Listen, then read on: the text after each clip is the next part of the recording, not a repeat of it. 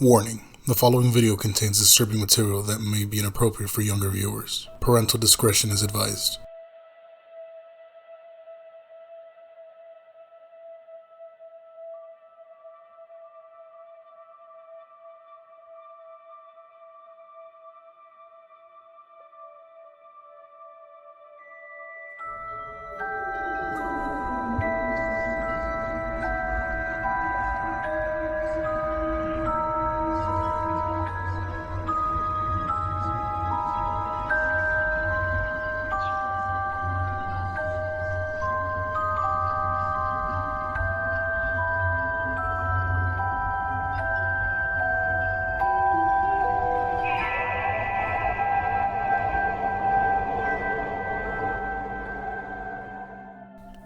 Arguably Britain's worst serial killer since Jack the Ripper, John George Haigh, the acid bath murderer, remains something of an enigma. Was he a calculated swindler who murdered for profit? Did he deliberately portray himself as a crazed lunatic who needed to drink human blood so that he can plead insanity? Or was he indeed a modern-day vampire? John Haigh was born on July 24th, 1909 in Stamford, Yorkshire, in the north side of England. Soon after his birth, his parents, John Robert and Emily, moved to Outwood, near a large town of Wakefield. The family seemed to have settled enough, but religion dominated Haigh's childhood.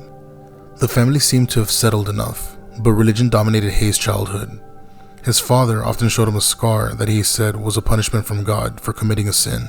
The young Haigh at first lived in fear of receiving such a mark, but when he did sin and received no such mark, he began to develop the profound cynicism that would characterize his adult life. On leaving school, Haigh worked briefly as a car mechanic. Although he did love cars, he had a long life aversion to dirt. Later, he would habitually wear gloves to avoid contamination. He soon left the job and worked briefly as a clerk before finding his career in which he was able to exploit his already developed ability to embellish the truth. He became an advertising copywriter. He did well at this job and bought himself a Flash Alfa Romero car. But before long, he was sacked after money went missing. In 1934, he met and married Beatrice Hammer. 4 months later, he was convicted of fraud for a scam involving hire purchase agreements and sent to prison. While he was there, Beatrice gave birth to a child who she immediately gave up for adoption. On his release, Haigh left Beatrice and simply ignored her, acting as if he was never married. Prison seemed to have shocked Haigh back onto the straight and narrow. He started a dry cleaning company that prospered until his partner in business died of a motorcycle accident, and business began to decline with the upcoming war. Haigh then moved to London, where he worked in an amusement arcade owned by a man named Donald McSwan. A year later, he struck out on his own with a scam that resulted him in being sent to prison again, this time for 4 years. In prison, he would talk to his fellow inmates about committing the perfect crime. An imperfect understanding of the law allowed him to develop the notion that if the police could not find the body, then the killer would not be convicted of murder. He decided that the best way to effect this would be to dissolve the body in acid. He experimented in prison workshops, managing to dissolve a mouse in acid. Once back in the community, he put his plan into action. He met up with McSwan, luring him into a workshop that he had been renting. He then killed him and then with some difficulty, dumped his body into a large barrel of acid that he had prepared for the purpose. The plan worked perfectly. Haigh was able to tip the last sludgy remains of his friend down the drain. McSwan's parents were suspicious, but Haigh managed to fob them off with a story that McSwan had fled to Scotland to avoid being drafted to fight in the war. When the war ended and McSwan failed to return, his parents became more suspicious. Haigh took drastic action and lured the parents to the workshop and murdered both, just as he had their son.